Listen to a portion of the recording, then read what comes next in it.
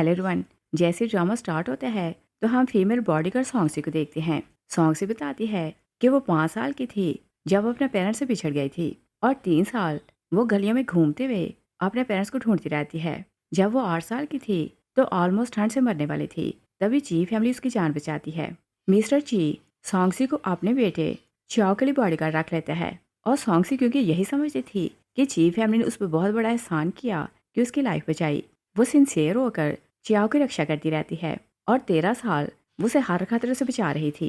और दोनों क्योंकि हर जगह साथ ही रहते थे तो दोनों की एक दूसरे से मोहब्बत हो जाती है और सॉन्गसी दिल से चियाओ से मोहब्बत करने लगती है।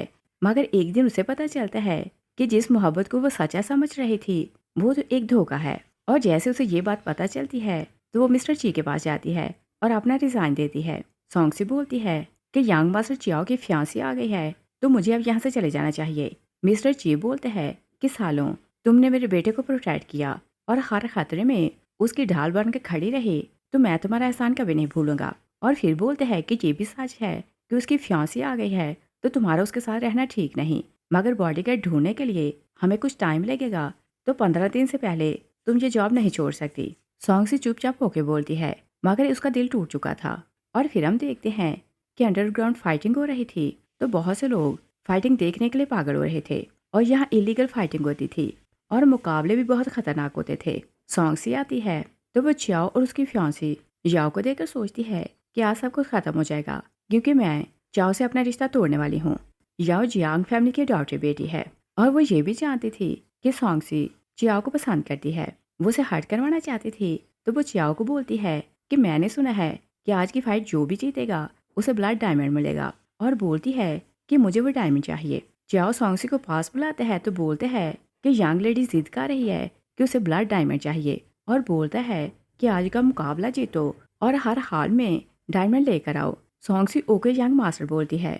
वो जाने लगती है तो चियाओ से बोलता है कि भला कोई अपने बॉयफ्रेंड को यंग मास्टर क्यों बुलाता है और बोलता है कि तुम इतनी रूड क्यों हो रही हो।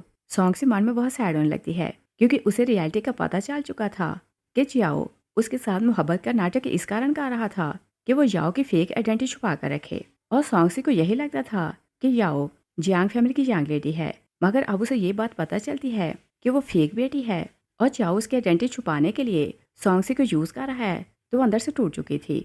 वो सोचती है कि अगर मुझे पता होता कि तुम मुझे यूज़ कर रहे हो तो मैं कभी तुमसे मोहब्बत ना करती। चाओ से बोलता है कि मैं जानता हूँ कि फाइटिंग बहुत डेंजरस है और मैं तुम्हें वहाँ भेजना तो नहीं चाहता, मगर याओ जिद कर रही है तो तुम्हें आज की फाइट करना पड़ेगी। और वो कई सालों से सॉन्गसी को ऐसे ही बहला रहा था। वो बोलते हैं कि अगर याओ को डायमंड मिल जाएगा तो वो कुछ दिन के लिए शांत हो जाएगी और हम दोनों आराम से टाइम स्पेंड कर सकते हैं, वो हम दोनों को डिस्टर्ब नहीं करेगी। सॉन्गसी रिंग में जाती है तो सोचती है कि मैं तुम्हारा ऑर्डर फॉलो नहीं कर रही बल्कि मैं तुम्हारी बॉडीगार्ड हूँ तो अपनी ड्यूटी कर रही हूँ। सामने वाला बंदा बहुत डेंजरस था। वो सॉन्गसी के पेट पर किक लगाता है।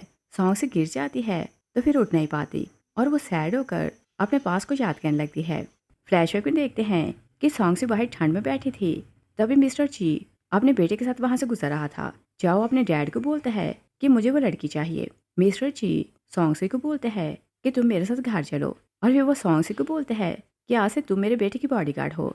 सॉन्गसी खुश होकर ओके बोलती है और फिर टाइम के साथ दोनों को मोहब्बत हो जाती है। एक दिन चाओ सॉन्गसी को बोलते हैं कि मैं तुमसे बहुत ज़्यादा मोहब्बत करता हूँ। वो उसे रिंग देते हैं तो बोलते हैं कि याओ से मेरी एंगेजमेंट सिर्फ एक बिजनेस अलायंस है, मगर मैं मोहब्बत सिर्फ तुमसे करता हूँ। और फिर वो उसे प्रॉमिस करते हैं कि मैं किसी तरह याओ से एंगेजमेंट तोड़ दूंगा और सबके सामने तुमसे शादी करूंगा। और सॉन्गसी नहीं जानती थी कि ये सिर्फ एक ट्रैप है, तो वो रिंग पहन लेती है और सॉन्गसी कल चियाओ के पीछे क्लब जाती है तो चियाओ अंदर बैठा अपने फ्रेंड्स के साथ बातें कर रहा था। सॉन्गसी अंदर जाने लगती है तो उनकी बातें सुनकर रुक जाती है। चाओ को एक फ्रेंड बोलता है कि क्या तुम रियल में उस बॉडीगार्ड से मोहब्बत करने लगे हो। चाओ बोलता है कि नहीं, मैं उससे मोहब्बत नहीं करता, उसके साथ रिलेशन रखना सिर्फ एक पर्पस के कारण है। वो बताता है कि सॉन्गसी जियांग फैमिली की रियल बेटी है, मगर याओ अडॉप्टिव है और याओ को डर लगता है कि अगर सॉन्गसी जियांग फैमिली में वापस आ गई तो उसके हाथ से सब कुछ निकल जाएगा। और वो मेरी मिन्नतें करती है कि मैं सॉन्गसी को हमेशा जियांग फैमिली में आने से रोके रखूं और मैं सॉन्गसी के साथ मोहब्बत का नाटक इस कारण करता हूँ कि वो अपनी फैमिली के पास कभी वापस ना आ जाए और उसके क्लोज में इस कारण रहता हूँ कि उसकी हर बात जान सकूं। सॉन्गसी उसकी बातें सुनती है तो शॉक रह जाती है क्योंकि वो सालों से अपनी फैमिली को ढूंढ रही थी और वो नहीं जानती थी कि चाओ बहुत पहले ये बात जानता है, मगर उसने और याओ ने ये बात उससे छुपा कर रखी। और फिर हम प्रेस में देखते हैं, सॉन्गसी चाओ को देखती है तो सोचती है कि मुझे अपने लिए जीना होगा। वो उठ जाती है तो उस फाइटर से लड़ने लगती है, वो उसे हरा देती है। विनर अनाउंस किया जाता है। याओ सॉन्गसी की हालत देखती है तो उसे बहुत खुशी हो रही थी और चाओ सॉन्गसी के लिए सॉरी फील नहीं कर रहा था और उसे सिर्फ इस बात की खुशी हो रही थी कि याओ खुश हो गई। याओ डायमंड पकड़ती है तो दोनों खुशी खुशी बातें करने लगते हैं और इन्हें परवाह ही नहीं थी कि सॉन्गसी की हालत बहुत ज़्यादा ख़राब है। सॉन्गसी उन दोनों की अफेक्शन देखती है तो बहुत सैड हो जाती है। तभी वो बेहोश होकर गिर जाती है। सॉन्गसी जागती है तो वो हॉस्पिटल में थी। उसकी हालत बहुत ख़राब हो रही थी, उसे डॉक्टर की ज़रूरत थी। वो बटन प्रेस करती है मगर कोई नहीं आता और वो चाओ को फ़ोन लगाने की कोशिश करती है मगर चाओ उसकी कॉल आंसर नहीं करता। वो मुश्किल से उठती है तो डॉक्टर को बुलाने के लिए बाहर आती है। तभी एक कमरे से वो चाओ की आवाज़ सुनती है तो बाहर खड़े होकर बातें सुनने लगती है। चाओ के एक फ्रेंड बोल रहा था कि सॉन्गसी की हालत बहुत ख़राब है तो क्या तुम्हें ज़रा भी उस पर तरस नहीं आ रहा? उस लड़की ने कई बार तुम्हारी जान बचाई है, कई बार तुम्हें नाइफ से हर्ट करने की कोशिश की गई मगर वो तुम्हारे सामने हुई और कई बार तुम्हारे लिए गोलियां खाई। और बताओ, क्या तुम उसे ज़रा भी मोहब्बत नहीं करते? सॉन्गसी उनकी बातें सुनती है तो शॉक रह जाती है क्योंकि जो बॉक्सर उससे लड़ रहा था उसे याओ ने हायर किया था। याओ और चाओ दोनों ने मिलकर प्लान किया था कि जैसे ही सॉन्गसी बॉक्सिंग रिंग में जाएगी तो वो बॉक्सर उसके पेट को डैमेज कर देगा और बॉक्सर ने ऐसा ही किया था। फ्रेंड बोलते हैं कि डॉक्टर ने बोला है कि उसकी बैली इतनी बुरी तरह डैमेज हुई है क्या वो कभी मां नहीं बन सकती। सॉन्गसी ये बात सुनती है तो वो बहुत ज़्यादा रोने लगती है। फ्रेंड बोलते हैं कि तुम इतने क्रूअल कैसे हो सकते हो और क्या तुम्हें ज़रा भी पछतावा नहीं हो रहा? चाओ बोलते हैं कि सॉन्गसी को लेकर याओ हमेशा इनसिक्योर रहती है, अब उसे पता चलेगा कि वो कभी मां नहीं बन सकती तो वो सेटिस्फाई हो जाएगी। फ्रेंड उसकी बात सुनकर शॉक रह जाता है और बोलते हैं कि तुम नहीं जानते कि तुमने उस लड़की के साथ क्या किया और तुम इतने पत्थर दिल कैसे हो सकते हो। फ्लैशर को देखते हैं कि चाओ ऑर्फनेज में था क्योंकि कुछ गुंडों ने उसे किडनैप कर लिया था। उसे को ढूंढ लेते हैं तो ऑर्फनेज लाता है। ऑर्फनेज के बच्चे चाओ को बहुत ज़्यादा बुली करने लगते हैं और सॉन्गसी उसी ऑर्फनेज में थी। वो जब देखती है कि बच्चे चाओ को हर्ट करने वाले हैं तो उसे प्रोटेक्ट करती है। बच्चे वहाँ से भाग जाते हैं और चाओ नहीं जानता था कि ये बच्ची सॉन्गसी है। सॉन्गसी उसे बताती है कि मैं जियांग फैमिली की बेटी हूँ और अपनी फैमिली को ढूंढ रही हूँ। सॉन्गसी उसे अपना चाम देती है तो बोलती है कि ये मेरी फैमिली ने मुझे दिया था कि ये चाम मेरी हमेशा रक्षा करेगा, तुम इसे अपने पास रखो, ये तुम्हें प्रोटेक्ट करेगा। चाओ उसे चाम ले लेते हैं। वो उसे अपना पेंडेंट देते हैं तो बोलते हैं कि ये मेरा फैमिली पेंडेंट है, जब मैं वापस जाऊंगा तो तुम्हें याद रखूंगा। चाओ की फैमिली आती है तो उसे ले जाती है मगर चाओ खुद से प्रॉमिस करते हैं कि तुमने मेरी जान बचाई है तो मैं लाइव बार तुम्हें प्रोटेक्ट करूंगा। और फिर हम प्रेसम देखते हैं। चाओ अपने फ्रेंड को बोलते हैं कि जब मैं 5 साल का था तो नैनी की लापरवाही से मैं खो गया था और एक दिन ऑर्फनेज पहुंच गया। वहाँ के बच्चे मुझे बहुत बुली करते थे और एक दिन मैं मरने वाला था तो याओ ने मेरी जान बचाई और मैं उसका एहसान कभी भूल नहीं सकता। और बोलते हैं कि मेरे दिल में हमेशा याओ रहेगी। फ्रेंड बोलते हैं सॉन्ग से तुम्हारे लिए क्या है? तो चाओ बोलते हैं कि वो सिर्फ एक बॉडीगार्ड है और एक ऐसा टूल है जिसे मैं जब चाहूँ याओ के लिए यूज़ कर सकता हूँ क्योंकि मैं याओ को हमेशा खुश रखना चाहता हूँ। सॉन्ग से उसकी बातें सुनती है तो रोते हुए वहाँ से जाने लगती है। वो सोचती है कि मैंने कभी सोचा नहीं था कि इतने साल अपनी जान पर खेल कर मैंने जिसकी प्रोटेक्शन की और अपना दिल दिया उसके लिए मेरी कोई भी वैल्यू नहीं। वो वहाँ से जाने लगती है कि बेहोश होकर गिर जाती है और जब वो जागती है तो चाओ उसके पास था। वो उसे बोलते हैं कि डॉक्टर ने बोला कि तुम बाहर बेहोश हो गई थी और बोलते हैं कि अगर कुछ चाहिए था तो तुम मुझे कॉल करती या फिर बटन प्रेस करती। और सॉन्ग से उसे ये नहीं बताती कि मैंने दोनों काम किए थे मगर ना ही तुम आए और ना ही स्टाफ में से कोई आया। वो बोलती है कि मैं डॉक्टर को बुलाने जा रही थी तो बेहोश हो गई। चाओ से बोलते हैं कि तुमने ब्लड डायमंड जीता है। याओ बहुत खुश है और कुछ दिन वो हम दोनों को बॉदर नहीं करेगी, हम दोनों साथ में इजीली रह सकते हैं। सॉन्ग से मन ही मन मुस्कुराने लगती है तो सोचती है कि क्या ये रियल में मेरे साथ टाइम स्पेंड करना चाहता है। वो उसे पूछती है कि क्या मेरे पेरेंट्स का कुछ पता चला? चाओ फिर से झूठ बोलता है कि नहीं, उनके बारे में कोई भी पता नहीं चला, मैंने और लोगों को लगा दिया है तो तुम्हारे पेरेंट्स को पता चल जाएगा। सॉन्ग से चाओ को देखकर सोचती है कि तुम्हारी एक्टिंग बहुत अच्छी है। और फिर हम देखते हैं कि सॉन्ग से डिस्चार्ज होकर घर जाने ही लगती है कि चाओ को याओ की कॉल आती है। वो उसे बोलती है कि मेरी बर्थडे पार्टी है तो तुम अभी तक क्यों नहीं आए? चाओ बोलते हैं कि मैं ट्रैफिक में फंस गया था और बोलते हैं कि मैं गिफ्ट लेकर आ रहा हूँ। और सॉन्ग से वहाँ जाना चाहती थी तो वो बोलती है कि मैं भी तुम्हारे साथ जाऊंगी, और दिल में सोचती है कि मुझे अपने पेरेंट्स से मिलना है। और जब वो पार्टी में जाती है तो देखती है कि याओ की बर्थडे पार्टी के लिए तैयारी ऐसी हुई थी जैसे वो कोई प्रिंसेस हो। चाओ याओ को देखते हैं तो दोनों एक दूसरे को देखकर खुश हो रहे थे। सॉन्गसी सोचती है कि ये मुझसे झूठ बोलता था कि ये याओ से मोहब्बत नहीं करता, और वो खुद पर हंसने लगती है कि चाओ उसे झूठे बहाने बनाता तो वो हमेशा उसकी हर बात का ट्रस्ट करती थी। तभी मिस्टर और मिसेज जियांग आते हैं। सॉन्गसी अपने पेरेंट्स को देखती है तो बहुत इमोशनल होने लगती है। उसकी आंखों में आंसू आ जाते हैं। वो सोचती है कि मेरे पेरेंट्स को तो पता भी नहीं कि उनकी बेटी उनके सामने खड़ी है। मिस्टर जियांग अनाउंस करते हैं कि चाओ और याओ की शादी हो जाए तो मैं अपनी सारी प्रॉपर्टी अपनी बेटी के नाम ट्रांसफर करूंगा। लोग गॉसिप करने लगते हैं कि ये इनकी अडॉप्टिव बेटी है, मगर ये लोग इसे बहुत प्यार करते हैं। कोई दूसरा बोलते हैं कि इनकी रियल बेटी खो चुकी है और उसका गम भुलाने के लिए ये अपनी सारी मोहब्बत अपनी अडॉप्टिव बेटी को देते हैं। और सॉन्गसी को ये बात पता चलती है कि उसके पेरेंट्स उसे मिस करते हैं तो उसकी आंखों में आंसू आ जाते हैं। याओ सॉन्गसी को नीचा दिखाना चाहती थी तो बोलती है कि बर्थडे केक लेकर आओ। सॉन्गसी केक लेकर आती है। तभी याओ उसके सामने टांग करती है तो सॉन्गसी गिर जाती है। केक भी गिर जाता है। याओ शाउट करने लगती है कि तुम यूजलेस और फूल हो, और फिर वो गार्ड्स को ऑर्डर देती है कि सॉन्गसी को पनिश किया जाए। मिसेज यांग बहुत नफरत से सॉन्गसी को देखती है तो बोलती है कि तुम जैसे घटिया लोग जियाओ को सेड्यूस करने के लिए उसके आसपास रहते हैं, और बोलती है कि क्या तुमने अपनी औकात देखी है, तुम चाओ का सपना नहीं देख सकती। और बोलती है कि चाओ और याओ की जोड़ी हेवंस ने खुद बनाई है तो तुम्हारी जैसी बॉडीगार्ड इन दोनों के बीच नहीं आ सकती। मिसेज जियांग ऑर्डर देती है कि इसे वाइप लगाए जाएं, और सॉन्ग से चुपचाप सब कुछ सह रही थी क्योंकि वो जानना चाहती थी कि उसके पेरेंट्स की रियलिटी क्या है। उसे बाहर लाया जाता है तो मिसेज जियांग अपनी आंखों के सामने उसे वाइप लगवाती है और गार्ड्स को बोलती है कि अगर ये मार भी जाए तो मुझे फर्क नहीं पड़ता। और सॉन्गसी को रियलाइज होता है कि उसके पेरेंट्स बहुत क्रूअल हैं, और अभी अभी उसने चाओ से मोहब्बत में धोखा खाया था, मगर वो अपनी मॉम की क्रूअल्टी देखती है तो उसे और ज़्यादा दुख होने लगता है। वो मार खाते खाते बेहोश हो जाती है, और जब वो जागती है तो फिर से हॉस्पिटल थी। नर्स उसके घाव देखती है तो बोलती है कि तुम्हें ऐसे हर्ट किसने किया, और बोलती है कि हम पुलिस में कंप्लेन करते हैं। मगर सॉन्गसी बोलती है कि मुझे कंप्लेन नहीं करने, और मन में सोचती है कि क्या मैं अपने पेरेंट्स के अंगेज कंप्लेन करूं कि उन्होंने अपनी बेटी को मारने की कोशिश की। और फिर वो बाल निकालती है तो सोचती है कि मैं सिर्फ सैंपल लेने गई थी ताकि मुझे पता चले कि मैं रियल में आपकी बेटी हूँ कि नहीं। और वो डीएनए टेस्ट इस कारण करवाना चाहती थी कि सबसे रिवेंज ले। और जैसे ही वो डीएनए का सैंपल देती है तो चाओ फिर से उसके पास आता है और बोलते हैं कि तुम फिर से डीएनए टेस्ट क्यों करवा रही हो, और बोलते हैं कि तुम अपने पेरेंट्स को ढूंढने के लिए इतनी अग्रेसिव क्यों हो रही हो, और प्रॉमिस करते हैं कि जैसे ही उनकी कोई न्यूज़ मिलेगी तो मैं सबसे पहले तुम्हें बताऊंगा। और बोलते हैं कि तुम्हें हर हाल में सिर्फ मेरी बात का ट्रस्ट करना है। और फिर वो सॉन्गसी को बोलते हैं कि ये ना समझना कि कल रात मैंने तुम प्रोटेक्ट नहीं किया। अगर मैं तुम्हारा साथ देता तो जियांग फैमिली तुम्हें और ज़्यादा टॉर्चर करती, और मैंने जाओ का साथ दिया तो इसी कारण उन्होंने तुम्हें कम टॉर्चर किया। सॉन्गसी चुपचाप उसकी बातें सुनती रहती है।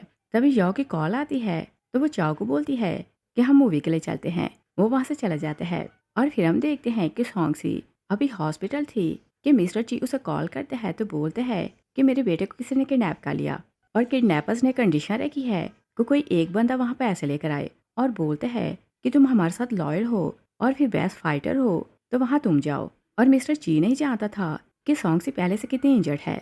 वो बार बार सॉन्गसी से रिक्वेस्ट करते हैं तो सॉन्गसी जाने के लिए मान जाती है। वो पैसे लेकर लोकेशन पर जाती है तो चाव को देखकर सोचती है कि मैं तुम्हें बचाने नहीं आई बल्कि अपनी ड्यूटी करने आई हूँ, और फिर मिस्टर ची ने मुझ पर एहसान किया था तो उसका बदला चुकाना है। वो किडनैपर्स को पैसे देती है तो किडनैपर से बोलते हैं कि तुम मिस्टर चाव को ऐसे नहीं ले जा सकती। वो लोग वहाँ कील फैलाते हैं तो किडनैपर बोलते हैं कि इन कीलों पर चलकर मिस्टर चाव के पास जाओ तो इसे उठाकर ले जाओ। सॉन्गसी कीलों के ऊपर से चलते हुए चाव के पास जाती है। चाव बेहोश था। वो उसे अपनी बैग पर उठाती है तो वहाँ से ले जाती है, और उसकी हालत बहुत ख़राब हो रही थी। सॉन्गसी जब जागती है तो वो फिर से हॉस्पिटल थी। डॉक्टर से बोलती है कि तुम्हारी लाक अच्छी थी कि तुम जिंदा बच गई, और बताती है कि बहुत खून बहने से तुम्हारी टांग इतनी बुरी तरह इंजर्ड हुई है कि इसे ठीक होने में टाइम लगेगा, और बोलती है कि तुम थैंक्स करो कि तुम पैरालाइज नहीं हो गई। सॉन्गसी की चाव की फिक्र होने लगती है तो पूछती है कि चाव कहाँ है। उसे पता चलता है कि वो अभी तक बेहोश है तो वो उठने लगती है। डॉक्टर बोलती है कि अपनी हालत देखो, मगर सॉन्गसी जिद करने लगती है तो चाव को देखने चली जाती है।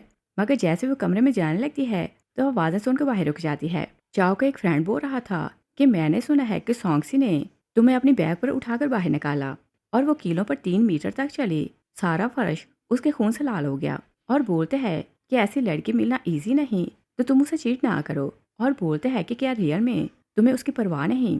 और बोलते हैं कि तुम उसे बता क्यों नहीं देते कि वो जियांग फैमिली की रियल बेटी है। तभी दूसरा फ्रेंड बोलता है कि क्या तुम समझते हो कि चाओ रियल में किडनैप हुआ था? ये तो इसका अपना प्लान था, क्योंकि यांग मास्टर चाओ को पता चल गया था कि सॉन्गसी फिर से अपने पेरेंट्स को ढूंढ रही है और डीएनए टेस्ट करवा रही है। और मास्टर चाओ डर गया था कि कहीं वह अपने पेरेंट्स को ढूंढ ना ले, तो उसने अपनी किडनैपिंग का ड्रामा किया और किडनैपर उसके अपने थे। और मिस्टर चाओ का पर्पस यही था कि सॉन्गसी इतनी ज़्यादा इंजर्ड हो जाए, यहाँ तक कि वो पैरालाइज हो जाए, तो हमेशा के लिए अपने पेरेंट्स को ढूंढने का सपना भूल जाए। सॉन्गसी उनकी बातें सुनती है तो शॉक रह जाती है। वो सोचती है कि क्या ये याओ से इतनी ज़्यादा मोहब्बत करते हैं कि मेरी लाइफ खतरे में डाली। वो बोलती है कि तुमने प्लान किया कि मेरा खून बहा कर तुम अपनी खुशियों के लिए रेड कारपेट बनाओगे, मगर मैं तुम्हारा सपना पूरा नहीं होने दूंगी। वो सैड होकर वहाँ से चली जाती है। चाहो जब वार्ड में आते हैं तो सॉन्गसी को बोलते हैं कि तुमने फिर से मेरी जान बचाई और अगर तुम ना होती तो आज मैं मर जाता। और फिर उसको पाँव देकर बोलते हैं कि चीफ फैमिली सारी लाइफ के लिए तुम्हारा ख्याल रखेगी। और फिर वो बोलते हैं कि याओ के एक ऑक्शन में जाना है, तो वो जिद कर रही है कि मैं उसके साथ जाऊं और बोलते हैं कि तुम भी साथ चलो क्योंकि मैं तुम्हारे साथ टाइम स्पेंड करना चाहता हूँ। सॉन्गसी उसकी एक्टिंग देखती है तो उसे बहुत दुख होने लगता है। वो सोचती है कि क्या तुम एक्टिंग करते करते थकते नहीं, मगर फिक्र ना करो, तुम्हारा ये खेल जल्दी खत्म होने वाला है। और फिर हम देखते हैं कि सॉन्गसी उसके साथ ऑक्शन में चली जाती है और याओ जो चीज़ पसंद कर रही थी चाओ से खरीदे जा रहा था। तभी एक फेमस नेकलेस आता है तो याओ बोलती है कि मुझे ये खरीदना है, मगर चाओ का एक दुश्मन मैंग बोली बढ़ाता जा रहा था। वो नेकलेस खरीद लेता है। याओ चाओ से बोलती है कि मुझे हर हाल में नेकलेस चाहिए। चाओ मिस्टर मैंग को बोलते हैं कि मैं साउथ वाली ज़मीन तुम्हें दे देता हूँ, तो उसके बदले ये नेकलेस मुझे दे दो। मैंग बोलते हैं कि मेरे पास इतनी ज़मीनें हैं तो मुझे ज़मीन की क्या परवाह। और फिर वो सॉन्गसी को देखते हैं तो बोलते हैं कि 3 दिन के लिए ये लड़की मुझे दे दो, तो इसके बदले मैं तुम्हें नेकलेस दूंगा। सॉन्गसी उसकी बात सुनती है तो शौक रह जाती है और उसे लग रहा था कि चाओ ये बात नहीं मानेगा, मगर चाओ को क्योंकि याओ को खुश करना था तो वो ओके बोलता है। सॉन्गसी और ज़्यादा टूट जाती है। फ्लैशबैक में देखते हैं कि मिस्टर मैंग चाओ को मारने लगते हैं तो सॉन्गसी उसे बचा लेती है और उसे बचाते हुए वो खुद हर्ट हो जाती है।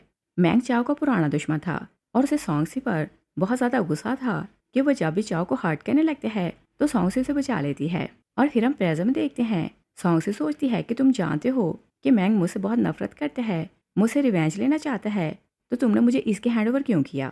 याओ खुश होकर चाओ को बोलती है कि मुझे पता था कि तुम मेरे लिए सब कुछ कर सकते हो। चाओ से बोलता है कि ऑर्फनेज में तुमने मेरी जान बचाई थी, मैं तुमसे प्रॉमिस किया था कि मैं सारी लाइफ के लिए तुम्हें प्रोटेक्ट करूंगा और मैं तो अपना वादा निभा रहा हूँ। याओ उसकी बात सुनकर चुप हो जाती है क्योंकि वो नहीं जानती थी कि ऑर्फनेज में क्या हुआ था, क्योंकि वो उसे कभी मिली नहीं थी, मगर वो कुछ भी क्लियर नहीं करती।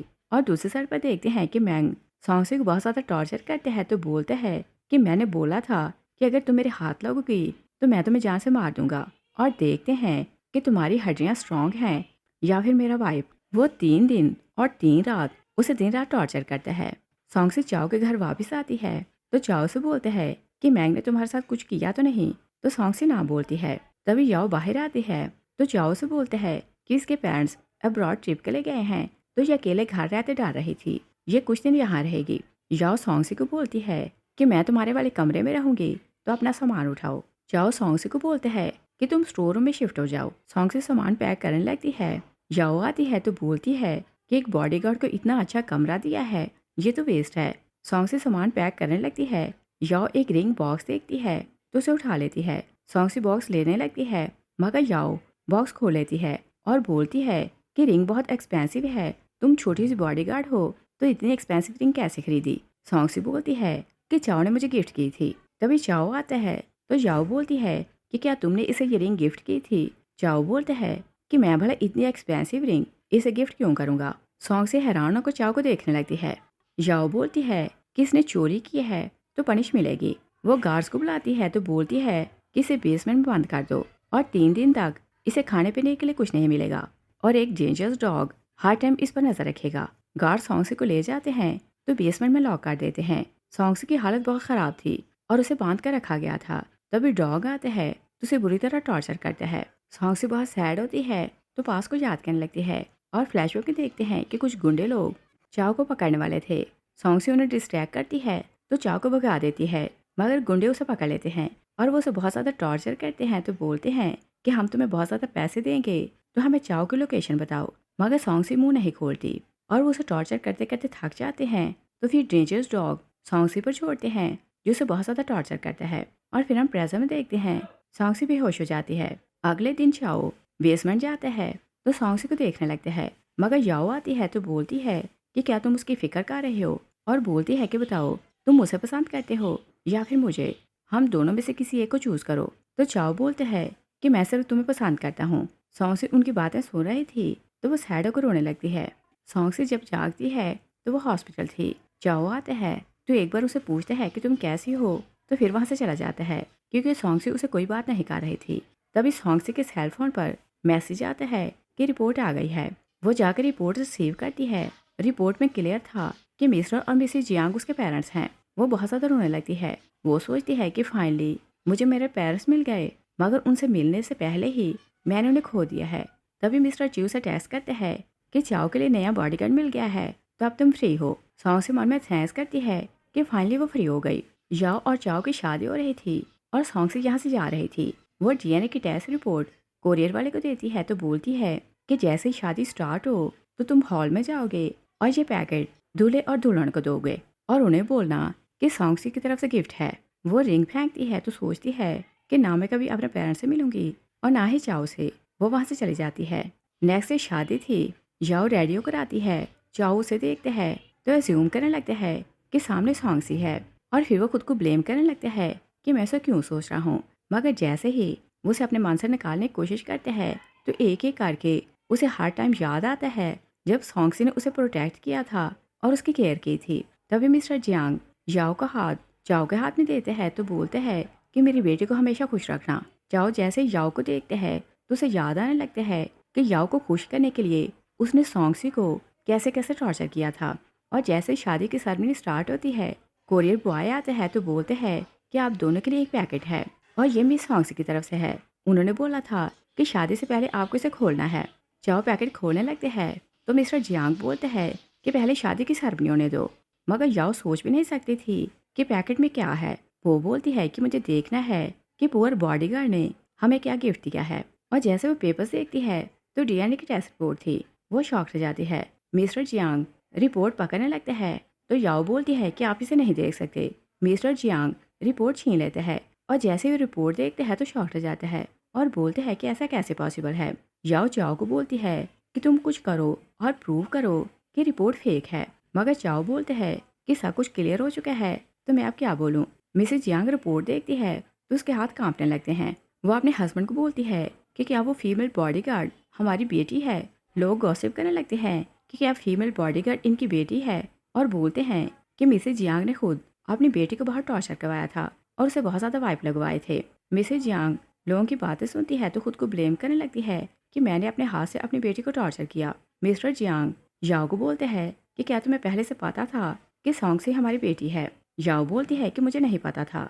मिस्टर जियांग बोलते हैं कि अगर तुम्हें ये बात नहीं पता थी तो उसने तुम्हें और चाओ को रिपोर्ट साइन क्यों की। वो हमारी बेटी थी तो रिपोर्ट हमें देती और इसका मतलब यही है कि तुम पहले से ये बात जानती थी। याओ बोलती है कि आप भूल जाएं कि वो आपकी बेटी है कि नहीं। आपने मुझे प्रॉमिस किया था कि मैं हमेशा आपकी बेटी रहूंगी। मॉम उसे जोर से स्लैप करती है तो बोलती है कि तुमने ऑलमोस्ट मेरी बेटी को मरवा ही दिया था और तुम पहले से जानती थी कि हम अपनी बेटी को ढूंढने के लिए दिन रात कितने अग्रेसिव हो रहे हैं, तो तुमने हमें ये बात क्यों नहीं बताई। याओ शाउट करती है कि अगर वो वापस आ जाती तो आपको और मेरे हस्बैंड को मुझसे छीन लेती। मिसेज यांग उसे स्लैप करने लगती है तो फिर वो याद करती है कि उसने गार्ड्स को बोला था कि अगर बॉडीगार्ड मार भी जाए तो मुझे फ़र्क नहीं पड़ता। वो खुद को स्लैप करने लगती है और बोलती है कि मैं इतनी क्रूअल कैसे हो सकती हूँ। मिस्टर जियांग चाओ को बोलते हैं कि मेरी बेटी 10 साल से तुम्हारे साथ थी तो क्या तुम्हें पता है कि वो कहाँ होगी। वो बोलते हैं कि मुझे नहीं पता और फिर वो उसका नंबर मिलाता है, मगर सॉन्गसी ने उसे ब्लॉक कर दिया था। मिसेज जियांग खुद को ब्लेम करने लगती है कि अगर बर्थडे पार्टी में मैंने उसे टॉर्चर ना किया होता तो आज मेरी बेटी मेरे साथ होती। चाओ मन में सोचते हैं कि वो मुझसे इतनी मोहब्बत करती है कि मुझे छोड़कर नहीं जा सकती। मिस्टर जियांग शादी कैंसिल कर देते हैं तो बटलर को बोलते हैं कि पूरी फोर्स लगाओ और मेरी बेटी को ढूंढो। दूसरे साइड पे देखते हैं कि सॉन्गसी नई जगह पर आती है तो सोचती है कि आज से सिर्फ मैं अपने लिए जीऊंगी। तभी एक लड़का शैन आता है तो सॉन्गसी से टकरा जाता है। उसकी कीचेन नीचे गिरती है तो सॉन्गसी उसे उठाकर कीचेन देती है। शैन स्टोरी का सेकंड मेल लीड है और उसे फर्स्ट साइड में सॉन्गसी से मोहब्बत हो जाती है। और चाओ के पहुंचने से पहले ही सॉन्गसी दूसरी कंट्री की फ्लाइट लेती है तो वहां से चली जाती है। और चाओ उसे ढूंढ रहा था मगर उसे ढूंढ नहीं पाता। वो अपने असिस्टेंट को कॉल करते हैं कि हर एयरपोर्ट, हर हॉस्पिटल और हर ट्रेन स्टेशन के सर्वाइवल कैमरास को चेक करो। अगर सॉन्गसी की कोई न्यूज़ पता चले तो मुझे सेंड करना। वो घर जाता है तो बहुत ज़्यादा पीने लगता है। तभी उसका असिस्टेंट उसे एक वीडियो सेंड करते हैं तो बोलते हैं कि मैं हॉस्पिटल की वीडियोस चेक कर रहा था तो मुझे कुछ रिकॉर्डिंग मिली। और जैसे ही चाओ पहली वीडियो देखते हैं तो शॉक रह जाता है। और ये वही वीडियो थी जिसमें चाओ अपने फ्रेंड को बता रहा था कि मुझे पहले से पता है कि सॉन्गसी जियांग फैमिली की जांग लेडी है, मगर मैं नहीं चाहता कि वो अपनी फैमिली के पास वापस जाए और याओ की जगह छीने, तो मैं उसे अपनी फैमिली से मिलने से रोक रहा हूँ। वो वीडियो देखते हैं तो सोचते हैं कि इसका मतलब ये कि उसे पहले से पता चल चुका था कि मैं उसे झूठ बोल रहा हूँ और वो पहले से जान गई थी कि वो जियांग फैमिली की जांग लेडी है। और जैसे वो दूसरी वीडियो देखते हैं वहाँ अपने फ्रेंड्स के साथ डिस्कस कर रहा था कि किडनैपिंग उसने खुद प्लान की थी। वो खुद को ब्लेम करने लगते हैं। तभी वो तीसरी वीडियो देखते हैं जहाँ मैंग सॉन्गसी को बुरी तरह टॉर्चर करते हैं तो फेंक कर चला जाता है। उसे रिग्रेट होने लगता है कि उसने सॉन्गसी के साथ बहुत बुरा किया। वो बहुत ज़्यादा रोने लगते हैं तो सॉन्गसी के कमरे में जाता है और जब उसकी डायरी पढ़ता है तो सॉन्गसी ने दोनों की लाइफ का एक एक मूवमेंट अपनी डायरी में नोट किया था। उसे पता चलता है कि सॉन्गसी दिल से उसे मोहब्बत करती थी तो उसे और ज़्यादा रिग्रेट होने लगता है।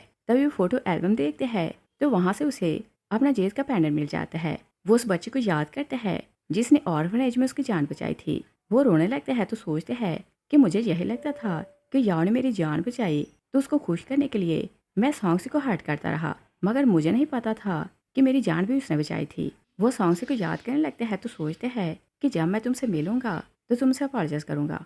नेक्स्ट सीन में देखते हैं कि याओ अपने पेरेंट्स को चाय देती है तो बोलती है कि परेशान होने की जरूरत नहीं।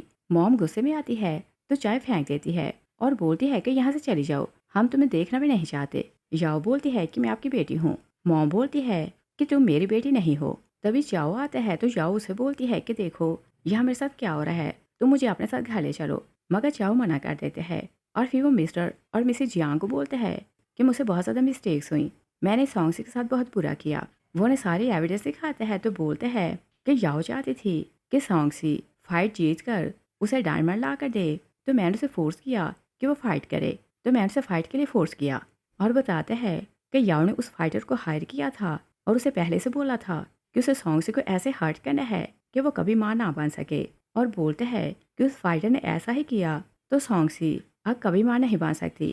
पेरेंट्स उसकी बात सुनते हैं तो शॉक हो जाते हैं और बोलते हैं कि क्या तुम इंसान हो और हमारी बेटी ने सालों तुम्हें प्रोटेक्ट किया तो क्या उसे ये रिवार्ड मिला। चाओ बोलते हैं कि सिर्फ यही नहीं, मैंने उसे और बहुत टॉर्चर किया था। वो बोलते हैं कि याओ डायमंड का नेकलेस चाहती थी मगर वो मैंग ने खरीद लिया और मैंग ने मुझसे डील की कि अगर मैं 3 दिन के लिए याओ को उसके हैंड ओवर करूँ तो वो नेकलेस मुझे दे देगा। मैंने सॉन्गसी को उसके हैंड ओवर कर दिया। याओ बोलती है कि वीडियो फेक है, मगर चाओ बोलते हैं कि सारी वीडियोस रियल हैं। मॉम जैसे जैसे एविडेंस देखते जा रहे थे तो और ज़्यादा रोने लगते हैं। याओ चाओ को बोलती है कि तुम हर बात के लिए मुझे ब्लेम कर रहे हो, क्या तुमने उसे कभी हर्ट नहीं किया। चाओ बोलते हैं कि मैंने तुमसे भी बड़े गुनाह किए हैं। मिस्टर जियांग गार्ड्स को बुलाते हैं तो बोलते हैं कि दोनों को लैश लगाओ। याओ चाओ को बोलती है कि प्लीज़ तुम रिक्वेस्ट करो कि यह हमें पनिश ना करें। चाओ बोलते हैं कि मिस्टेक मेरी है तो मुझे तो पनिश चाहिए। मिस्टर जियांग गार्ड्स को बुलाते हैं तो वो दोनों को बहुत लैश लगाते हैं और फिर वो लोग कील बिछाते हैं तो दोनों को उसके ऊपर चलवाते हैं और फिर दोनों को बेसमेंट में डालते हैं तो उनके ऊपर कुत्ते छोड़ते हैं। याओ डर रहे थे मगर चाओ हंसने लगते हैं तो सोचते हैं कि ये मेरी पनिश है। गार्ड दोनों को बाहर फेंकते हैं तो याओ बोलती है कि मुझे अपने साथ लेकर जाओ। चाओ बोलते हैं कि कभी ऐसा सोचना भी ना। वो अपने गार्ड्स को बोलते हैं कि इसे ले जाओ और जैसे वो जाकर कार में बैठते हैं तो उसका असिस्टेंट से बोलते हैं कि यंग लेडी की लोकेशन का पता चल गया और वो लोग आइलैंड पर हैं, मगर उन्होंने अपना नाम चेंज कर लिया है। चाओ बोलते हैं कि हम लोग आइलैंड जा रहे हैं और सॉन्गसी ने क्योंकि अपना नाम चेंज कर लिया था, चाओ आइलैंड जाते हैं तो पिक्चर दिखाकर लोगों से उसके बारे में पूछने लगते हैं, मगर कोई भी सॉन्गसी के बारे में नहीं जानता था। और ऐसे ही 1 महीना गुजर जाता है। असिस्टेंट बोलते हैं कि हम भी इसको ढूंढ नहीं पाए तो यहाँ से चलते हैं। मगर चाओ बोलते हैं कि जब तक मैं उसे अपोलोजाइज नहीं करूँ मैं यहाँ से नहीं जाऊँगा। दूसरे सर पर देखते हैं कि सॉन्गसी आइलैंड की सैर करने जा रही थी। शैन आते हैं तो बोलते हैं कि क्या आप माउंटेन्स देखने जा रही हैं, और बोलते हैं कि मैंने सुना है कि वहाँ की सीनरी बहुत सुंदर है, और बोलते हैं कि अगर आप अकेली जा रही हैं तो मैं आपका साथ देता हूँ। सॉन्गसी हाँ बोल देती है। रास्ते में शैनू से बोलते हैं कि मैं फ़ोटोज़ बहुत अच्छी बनाता हूँ और हम लोग माउंटेन्स पर पहुँचेंगे तो मैं तुम्हारी पिक्चर्स लूँगा। और फिर वो भुने हुए स्वीट पोटैटो लेते हैं तो एक सॉन्गसी को देते हैं, और वो वरीड हो रहा था कि सॉन्गसी अपना हार ना जला ले। सॉन्गसी उसकी केयर देखती है तो उसे इम्प्रेस होने लगती है, और टूरिस्ट गाइड की हेल्प से वो लोग माउंटेन पर चढ़ने लगते हैं। तभी सॉन्गसी का पाँव फिसलता है तो वो गिरने लगती है। शैन उसे गिरते देखते हैं तो आगे बढ़कर प्रोटेक्ट करता है। दोनों गिर जाते हैं। शैन थोड़ा इंजर्ड होता है मगर सॉन्गसी इंजर्ड नहीं होती। सॉन्गसी उसे बोलती है कि क्या तुम पागल हो, तुम्हें कुछ हो भी सकता था। शैन बोलते हैं कि ऐसे कैसे पॉसिबल था कि मैं तुम्हें गिरता देखता और तुम्हारी हेल्प ना करता। और टूरिस्ट गाइड बहुत आगे निकल चुके थे और ठंड बहुत ज़्यादा हो रही थी।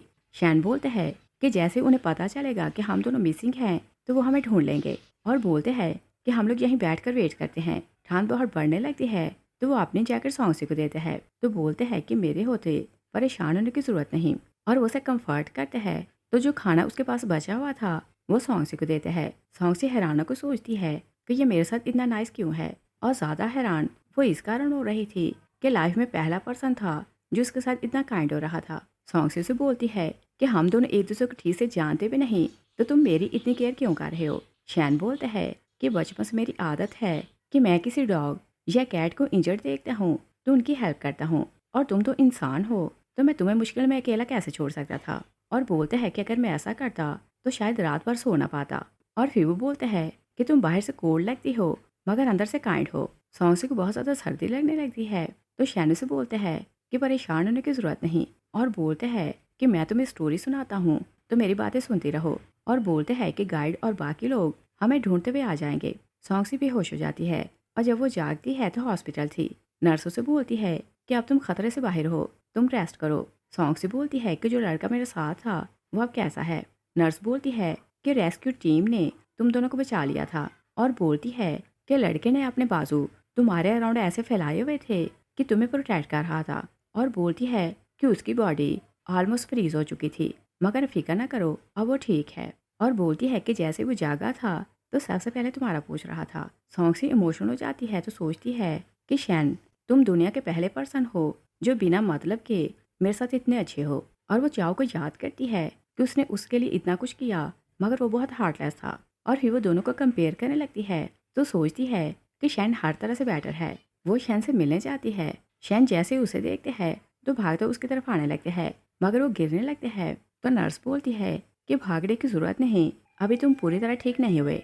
और नर्स को लग रहा था कि दोनों लवर्स हैं तो दोनों को अकेला छोड़कर चली जाती है। शैन सॉन्गसी को बहुत ज़्यादा लोकेशन दिखाता है तो बोलते हैं कि मैं इन सब जगह को विजिट करने वाला हूँ, और कुछ जगह को मैंने ऑलरेडी विजिट कर लिया है। और फिर वे एक जगह का नाम लेते हैं तो बोलते हैं कि अगली प्लेस ये है तो तुम मेरे साथ यहाँ चलना। सॉन्गसी उसके साथ जाने के लिए मान जाती है, और सबसे पहले उन्हें वहाँ सनराइज देखना था तो दोनों को अर्ली मॉर्निंग निकलना था। शैन जैसे उसे कार में बिठाने लगता है तो उसने सीट पर पहले से कुशन रखे थे, और सॉन्गसी को रियलाइज होता है कि शैन बहुत ज़्यादा केयरिंग है। और दोनों जैसे ही लोकेशन पर पहुँचते हैं तो सूरज के निकलने का वेट करने लगते हैं। जैसे सूरज निकलता है तो शैन याओ की पिक्चर बनाता है, और पिक्चर उसे देकर बोलते हैं कि ये तुम्हारी यादगारी के लिए है। और वो सॉन्गसी के खाने पीने और हर चीज़ का ख्याल कर रहा था। और दूसरी तरफ देखते हैं कि चाओ बहुत ज़्यादा पी रहा था। उसका असिस्टेंट से बोलते हैं कि मिस का कोई भी पता नहीं चला, और बोलते हैं कि अगर आप ऐसे ही पीते रहे तो खुद को बर्बाद कर लेंगे। मगर चाओ उसकी कोई बात नहीं सुनता। और फिर हम 3 साल बाद का सीन देखते हैं। चाओ अभी तक सॉन्गसी को ढूंढ नहीं सका था, और यादगारी के लिए वो एक ऑर्फनेज खोलता है और वहाँ से एक बच्ची अडॉप्ट कर लेते हैं। और इस बच्ची को देखकर चाओ को हर पल सॉन्गसी की याद आती थी। चाओ की अडॉप्टेड बेटी उसके ऑफिस आती है तो खुश होकर बताती है कि डैड मैं फिर से फर्स्ट आई हूँ। चाओ उसकी बात सुनता है तो खुश हो जाता है। बच्ची बोलती है कि मुझे ये न्यूज़ ग्रैंडपा को बतानी है तो वो वहाँ से चली जाती है। चाओ मन में सोचते हैं कि तुम कहीं भी चली जाओ मैं तुम्हारा वेट करूँगा और तुम्हें ढूंढ कर रहूँगा चाहे कितना भी टाइम लगे। तभी असिस्टेंट बोलते हैं कि शैन फैमिली एनर्जी मार्केट में एंटर होने वाली है। और चाओ क्योंकि एनर्जी प्रोजेक्ट पर काम कर रहा था तो वो बोलते हैं कि शैन फैमिली से मिलने की तैयारी करो। और वो नहीं जानता था कि ऐसे वो सॉन्गसी के पास जा रहा है। दूसरी साइड पर देखते हैं कि सॉन्गसी पेंटिंग कर रही थी। शैन आता है तो बोलते हैं कि क्या मैंने तुम्हें डिस्टर्ब किया। सॉन्गसी से बोलती है कि नहीं, जो कुछ बोलना है बोल दो। शैनू से बोलते हैं कि मेरे डैड चाहते हैं कि मैं कंट्री वापस जाकर एनर्जी वाला बिजनेस संभालूं, तो शायद 1-2 साल के लिए मुझे वहाँ रुकना पड़े। और बोलते हैं कि क्या तुम मेरे साथ चलोगी, और अगर तुम मेरे साथ नहीं जाना चाहती तो कोई बात नहीं, मगर तुम यहाँ अकेली रहोगी तो मुझे तुम्हारी फिक्र रहेगी। सॉन्गसी कुछ टाइम के लिए चुप रहती है तो फिर बोलती है कि मैं वापस जाने के लिए तैयार हूँ। और फिर वो क्लियर करती है कि पहले मैं वापस नहीं जाना चाहती थी क्योंकि वहाँ बहुत पेनफुल यादें हैं, मगर अब उस बात को 3 साल बीत चुके हैं तो मुझे कोई फर्क नहीं पड़ता। शायद वहाँ के लोग मुझे भूल चुके हों। शैन खुश होकर बोलते हैं कि ये अच्छी बात है कि तुम उन लोगों को भूल जाओ और अब कोई भी हम दोनों को सेपरेट नहीं कर सकता।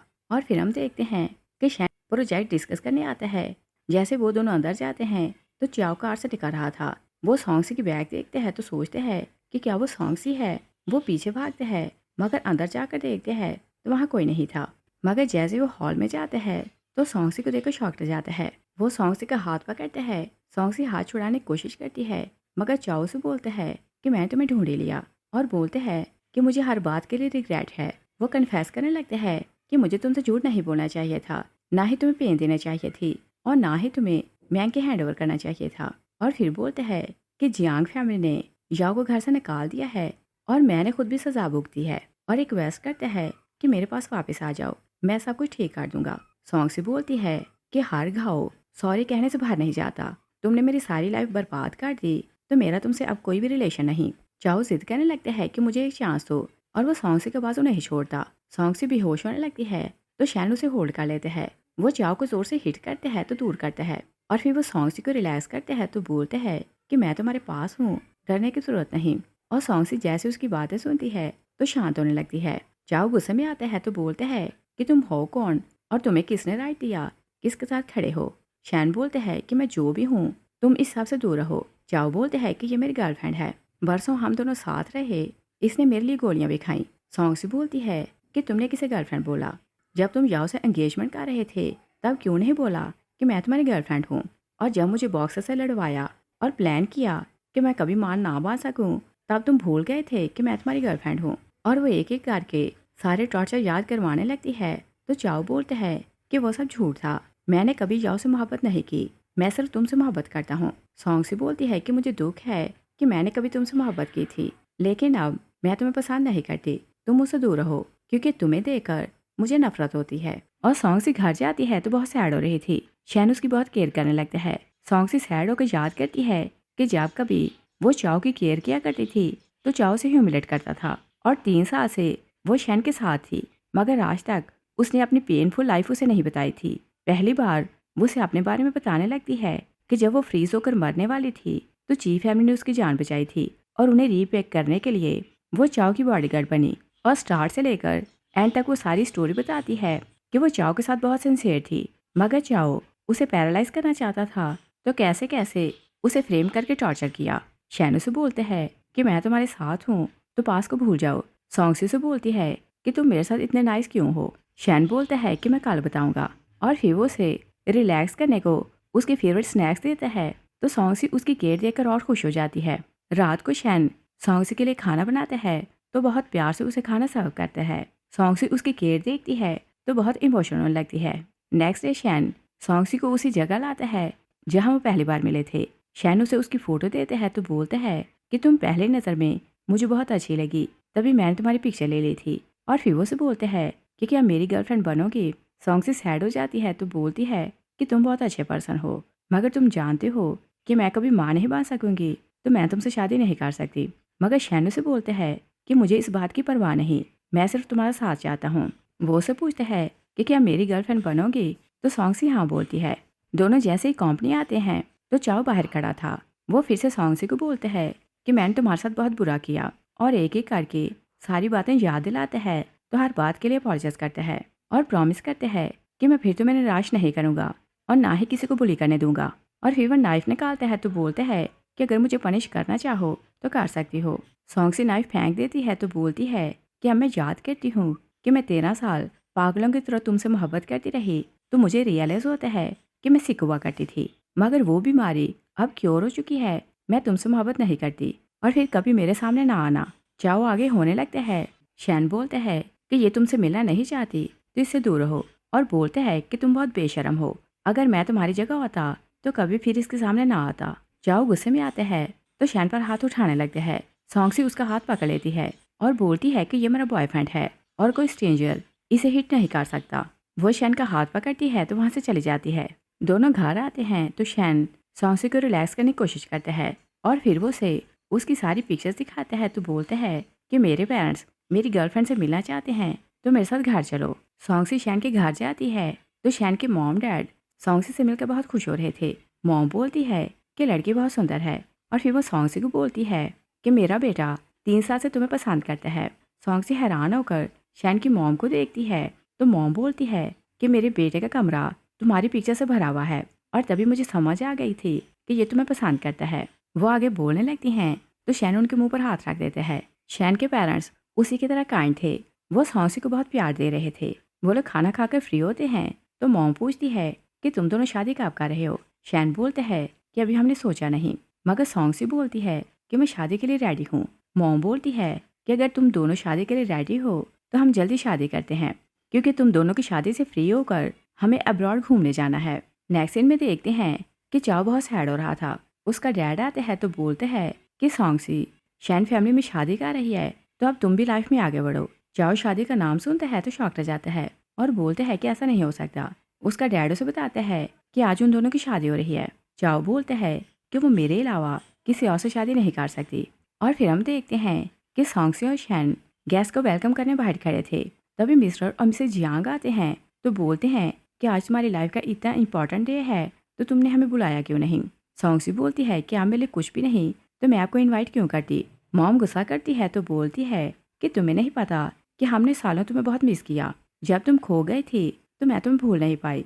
और बोलती है कि तुम्हारी याद को भुलाने के लिए मैंने जाओ को अडॉप्ट किया था और जाओ में मुझे अपनी बेटी नजर आती थी तो मैंने उसे ज़्यादा ही स्पॉइल कर दिया। और बोलती है कि उसकी बर्थडे वाले दिन मैंने बहुत बड़ी मिस्टेक कर दी कि तुम्हें टॉर्चर करवाया। डैड बोलता है कि हमने जो भी किया था अपनी बेटी की मोहब्बत में किया था, तुम उस बात को जाने दो और तब हमें पता नहीं था कि तुम हमारी बेटी हो। सॉन्गसी बोलती है कि क्या आप ये समझते हैं कि दूसरी फैमिली की लड़कियां इंसान नहीं होती। और बोलती है कि अगर आपको पता नहीं भी था तो आपने एक लड़की को इतनी बुरी तरह टॉर्चर करवाया। मैं तो ऐसे पेरेंट्स को कभी पेरेंट्स ना मानूं।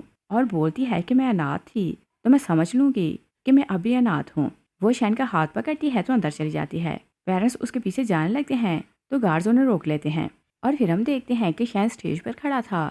सॉन्ग से स्टेज पर आ रही थी तो सोचती है कि मैं लाइफ से बहुत निराश हो चुकी थी और अगर तुम मेरा साथ ना देते और मुझे उस पेन से बाहर ना लाते तो शायद मैं अब तक मार चुकी होती। और फिर दोनों की शादी हो जाती है। जैसे ही दोनों रिंग एक्सचेंज करने लगते हैं चाओ आता है तो बोलते हैं कि मेरे अलावा तुम किसी और से शादी नहीं कर सकती। चाओ सॉन्गसी की डायरी साथ लेकर आया था और वो एक एक मेमोरी पढ़ने लगता है तो सॉन्गसी को बोलता है कि तुम मुझसे बहुत ज़्यादा मोहब्बत करती थी तो किसी और के साथ लाइफ में आगे नहीं बढ़ सकती। शैन गुस्से में आता है तो चाओ को हिट करता है। सॉन्गसी से बोलती है कि इसे मैं डील करती हूँ। वो चाओ को बोलती है कि हाँ मैं तुमसे मोहब्बत करती थी मगर तुम मुझे याओ को खुश करने के लिए एक टूल समझते थे तो दिन रात बहुत ज़्यादा टॉर्चर किया। और वो उसे उसका एक एक टॉर्चर याद करवाती है और बोलती है कि शैन ने पास भुलाने के लिए मेरा बहुत साथ दिया है और मैं इसकी मेहनत बेकार नहीं कर सकती। वो डायरी लेती है तो उसे फाड़ देती है और बोलती है कि अब ना मैं तुमसे मोहब्बत करती हूँ और ना ही तुम्हारी याद मेरे दिल में है। चाओ रोने लगते हैं कि मुझे एक चांस दो मगर सॉन्गसी उसे चांस नहीं देती। शैन गार्ड्स को बोलता है कि चाओ को बाहर निकाल दो। गार्ड्स उसे ले जाते हैं। दोनों रिंग एक्सचेंज करने की सेरेमनी कंप्लीट करते हैं तो दोनों बहुत खुश थे। मगर चाओ घर से आता है तो सॉन्गसी की केयर और प्यार को याद करने लगता है तो दुखी होने लगता है मगर उसे रियलाइज होता है कि उसने अपने हाथों से सब कुछ खो दिया है। वो हंसने लगता है तो सोचते हैं कि जो चीज़ हम खो देते हैं वो फिर वापस नहीं मिल सकती। और फिर हम 20 साल बाद का सीन देखते हैं। सॉन्गसी अपनी पेंटिंग्स की एग्जीबिशन करती है तो गेस्ट उसे बोलते हैं कि आप बहुत लकी हैं क्योंकि आपका हस्बैंड आपसे बहुत ज़्यादा मोहब्बत करते हैं और आपकी शादी को 20 साल हो चुके हैं। मगर देख कर लगता है कि जैसे अभी आपकी शादी को कुछ दिनों में है और आपका हस्बैंड आपको पहले दिन जैसे मोहब्बत करता है। शैन बोलते हैं कि सॉन्गसी जैसी लड़की से शादी करना मेरी लाइफ की सबसे बड़ी खुशी है। और सॉन्गसी दिल में बहुत खुश होने लगती है कि जैसी मोहब्बत वो डिजर्व करती थी उसे वैसे ही मोहब्बत मिली। तभी हम देखते हैं कि चाओ अपनी अडॉप्टिव बेटी के साथ वहाँ आता है तो दूर से सॉन्गसी और शैन को देख रहा था। बेटी बोलती है कि आपकी हेल्थ अच्छी नहीं तो आप यहाँ क्यों आए हैं। चाओ बोलते हैं कि एक पुराने फ्रेंड से मिलने आया था, मगर अब मैंने उसे मिल लिया है तो यहाँ से चलते हैं। और दिल में सोचते हैं कि जो मोहब्बत हम अपने हाथों से गवा देते हैं वो वापस नहीं आती और उसकी लाइफ में सिर्फ रिग्रेट बाकी रह जाता है। इस सीन के साथ ही मूवी फिनिश हो जाती है। Thanks for watching.